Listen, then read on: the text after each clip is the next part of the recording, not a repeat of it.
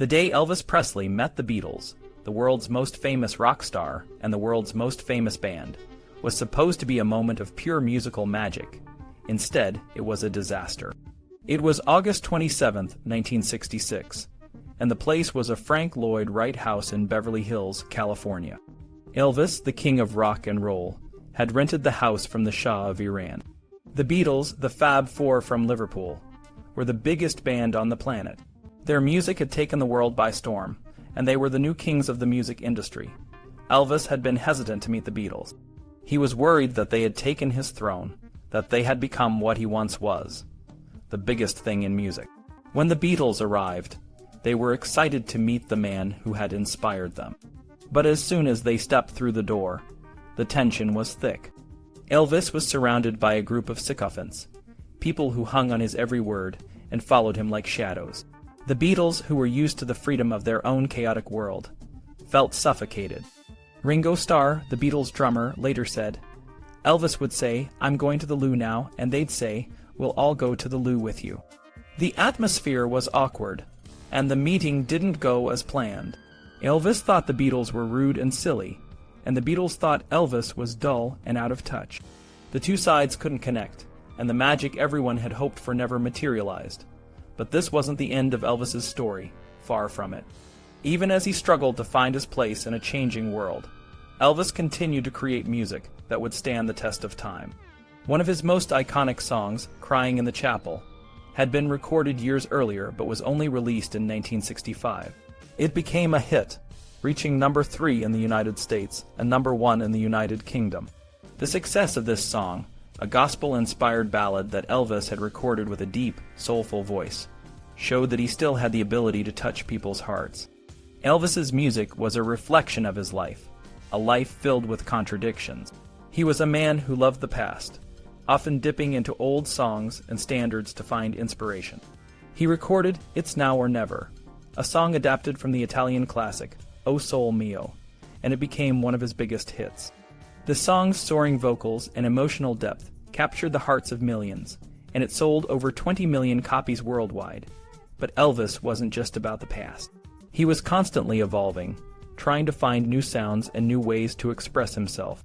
In 1965, he recorded a version of Bob Dylan's "Tomorrow is a Long Time," a song that Dylan himself later said was his favorite cover of his work. Elvis's version was powerful and emotional, a testament to his ability to take any song and make it his own. As the 1960s progressed, Elvis faced new challenges. The world was changing, and the music industry was shifting. New artists and genres were emerging, and Elvis had to find a way to stay relevant. He did this by embracing his roots and his unique style, even as he explored new sounds and ideas. In 1968, he returned to the spotlight with his famous TV special, the Elvis Comeback Special. It was a moment of pure magic, a moment when Elvis reminded the world why he was the king. The special featured performances of classic songs like "Heartbreak Hotel" and "Hound Dog," as well as new material like "A Little Less Conversation." The show was a critical and commercial success, and it marked the beginning of a new chapter in Elvis's career. Elvis's journey was far from over. He continued to perform, to record, and to captivate audiences around the world. His music and his legacy would live on, a testament to the power of a man who could never be tamed, a man who was always the king. Elvis was a king of music, but even kings have their struggles. In the late 1960s, Elvis was facing some tough times. His films weren't as popular as they once were, and he was searching for a way to reconnect with his fans. One of the songs that helped him do just that was "Long Black Limousine." "Long Black Limousine" is a song that tells a sad story. It's about a man who leaves his small town to chase his dreams in the big city, but when things go wrong, he's brought back in a long black limousine for his funeral. Elvis didn't add his usual flair to this song. Instead, he let the story speak for itself. The song is full of sadness and loss, and it's one of the darkest songs Elvis ever sang. It's a reminder that sometimes, no matter how much you try, things don't always work out the way you want them to. Another song that showed Elvis's growth was "In the Ghetto." This song, written by Mac Davis, was about the struggles of people living in poverty.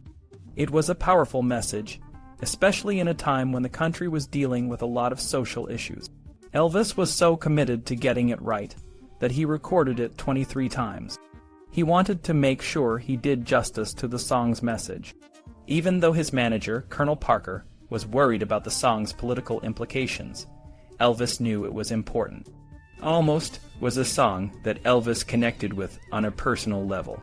It was written by Buddy Kaye and Ben Weissman, who knew Elvis well.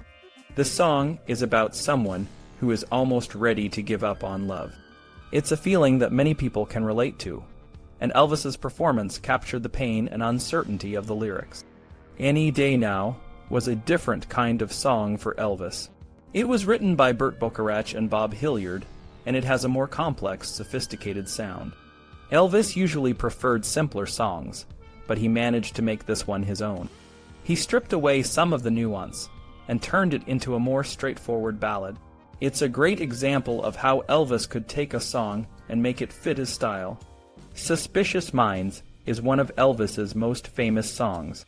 When he recorded it, he made it sound as if he had written it himself. The song is about the pain of not trusting someone you love. Elvis's performance is intense and emotional, especially when he repeats the lines, "We're caught in a trap, I can't walk out, because I love you too much, baby."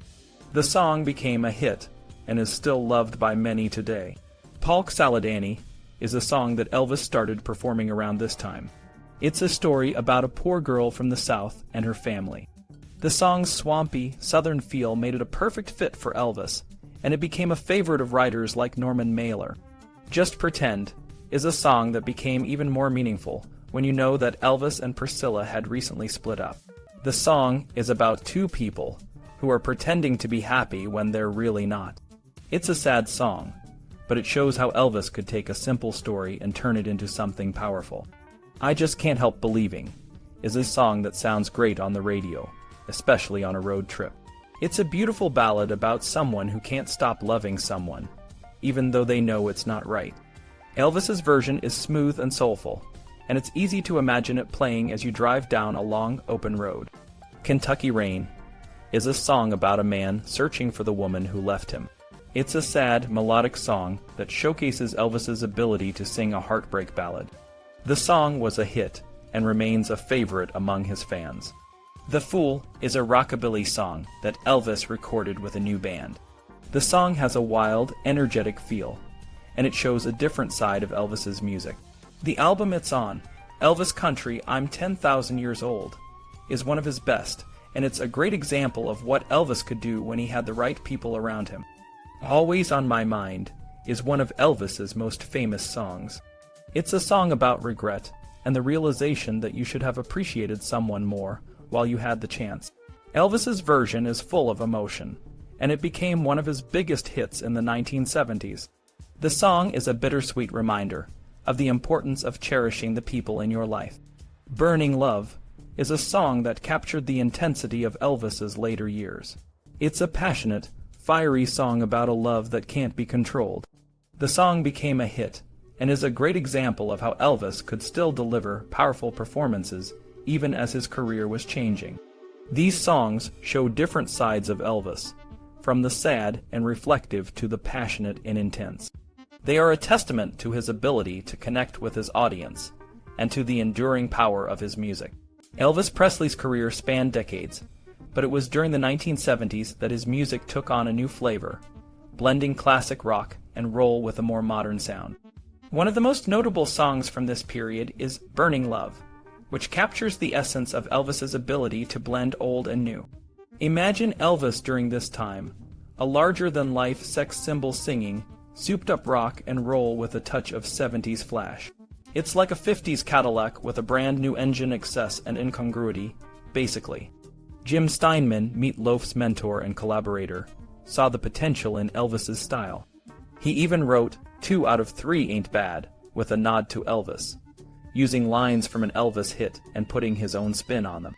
Steinman described the song as very country, imagining it set against the dusty plains of Texas.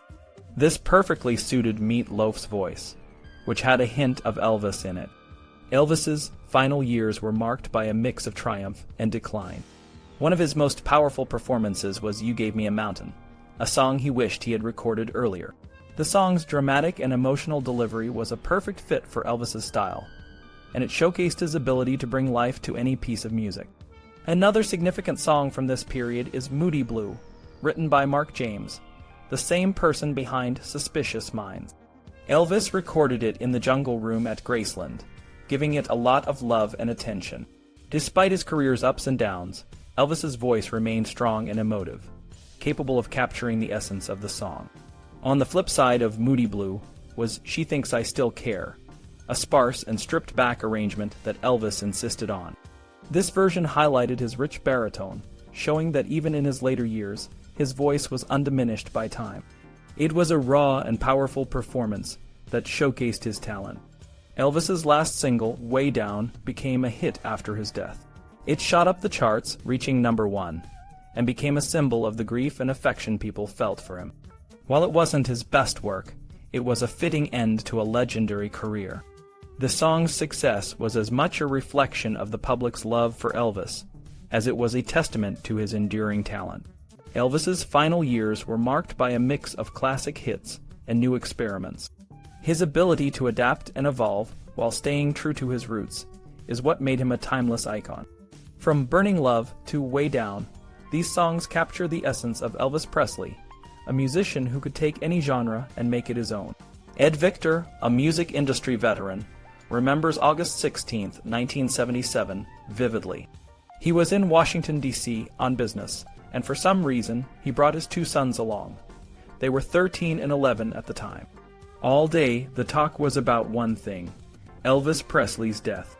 Ed's sons, although young, understood the gravity of the situation and still remember it clearly. Ed is grateful for the memories and the impact they had on his family. Many people helped Ed along the way, and he wants to thank them. This includes his friends and colleagues like Stephanie Sleep, James Mullinger, Paul McGuinness, Lucy Watson, and many others. Special thanks go to the British Library and Central St. Martin's. Sarah Walter provided invaluable support, and Ed's daughters, Eddie and Georgia, eventually got used to his love for Elvis, even if they initially thought of him as an old, dead guy. They tolerated his loud playing of The Girl Next Door Went A-Walking, at home and in the car, though they often asked him to turn it down before school. Ed also thanks Nicholas Coleridge and Jonathan Newhouse for giving him the freedom to write this book. He wanted to capture both the small details and the big picture of Elvis's life. One book that was especially helpful was The King is Dead by Robert Holton, which provides a minute-by-minute account of Elvis's funeral. Ed explored a lot of sources, from magazines like Rolling Stone and The New Yorker to websites and interviews. He dove into the world of Elvis fans, who were incredibly passionate and detailed in their knowledge. He read countless articles, watched films, and listened to music to understand Elvis's life and legacy. Elvis Presley was more than just a musician. He was a cultural icon. His influence spanned music, film, and fashion. From his early days as a rock and roll rebel to his later years as a Las Vegas performer, Elvis left an indelible mark on the world.